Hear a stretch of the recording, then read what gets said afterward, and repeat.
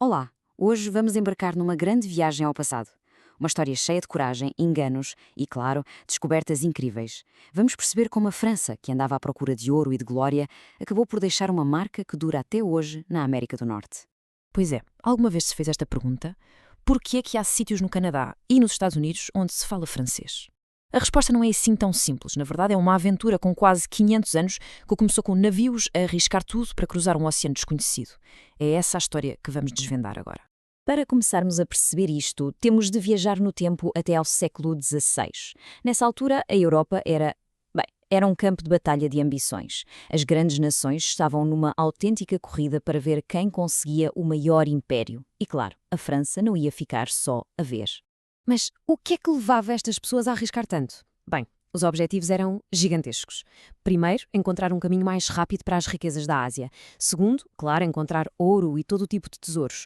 E talvez o mais importante, passar à frente dos grandes rivais da altura, Espanha e Portugal. Mas os desafios eram igualmente enormes. Um oceano selvagem, terras que ninguém conhecia e o perigo constante de doenças e tempestades. Era uma aposta de tudo ou nada. Ok, o primeiro passo nesta grande aventura era perceber, afinal, o que é que existia do outro lado do Atlântico. Era preciso, literalmente, desenhar o mapa do desconhecido. E foi isso que os primeiros exploradores começaram a fazer. Em 1524, um navegador italiano ao serviço da França, Giovanni da Verrazzano, fez algo absolutamente notável. Ele navegou e mapeou mais de 3.000 quilómetros de costa e com isso provou uma coisa fundamental. Aquilo não era um arquipélago, umas ilhas perdidas. Era um continente inteiro, gigantesco. 10 anos depois, entra em cena a nossa personagem principal, Jacques Cartier. A missão dele era muito direta, encontrar metais preciosos. Assim que chegou à península de Gaspé, no que é hoje o Canadá, fez um gesto que mudou tudo. Plantou uma enorme cruz de madeira no chão, declarando que aquela terra pertencia, a partir daquele momento, ao rei de França. Cartier continuou a sua exploração, mas nem ele, nem a sua tripulação estavam preparados para o inimigo mais implacável que iriam encontrar: o inverno rigoroso da América do Norte. Este número aqui diz quase tudo. Imaginem só mais de 1 metro de neve a acumular-se no convés dos navios. As embarcações de Cartier ficaram completamente presas no gelo do rio São Lourenço. Estavam isolados, no meio do nada, a enfrentar um frio para o qual não tinham qualquer preparação. E como se o frio não bastasse, apareceu outro problema, ainda pior: uma doença terrível chamada escorbuto, causada pela falta de vitamina C.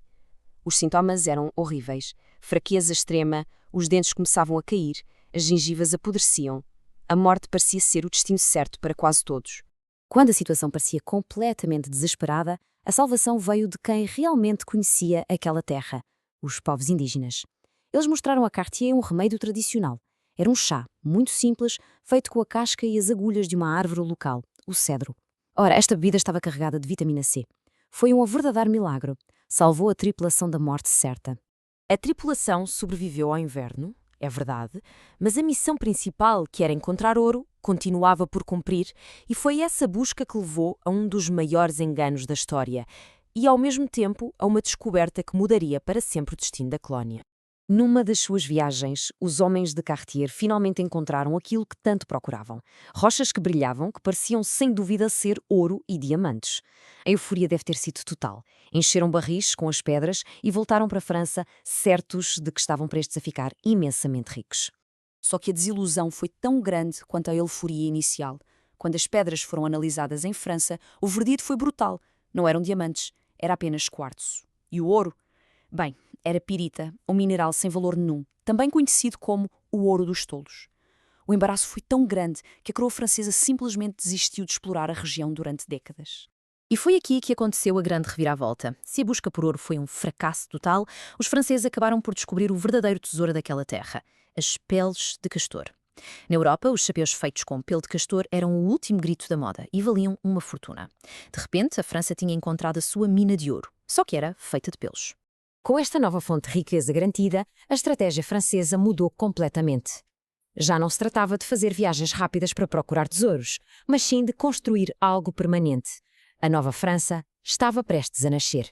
Vamos olhar para esta linha do tempo. Em 1608, uma figura-chave, Samuel de Champlain, funda a cidade de Quebec.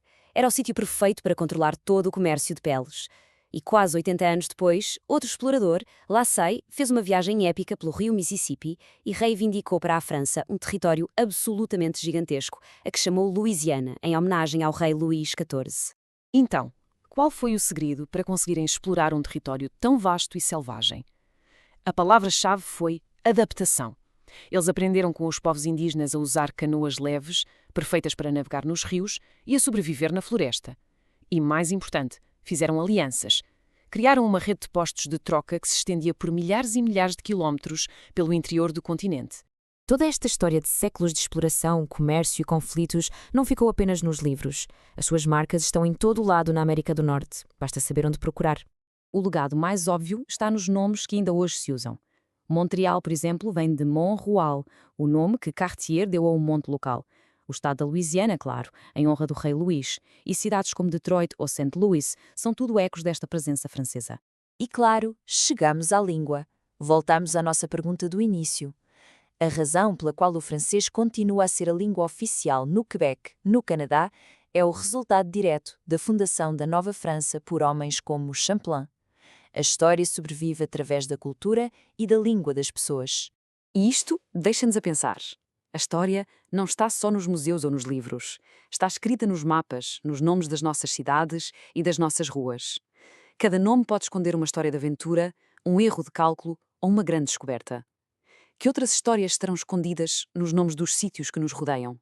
Fica a reflexão. Obrigado por terem estado desse lado.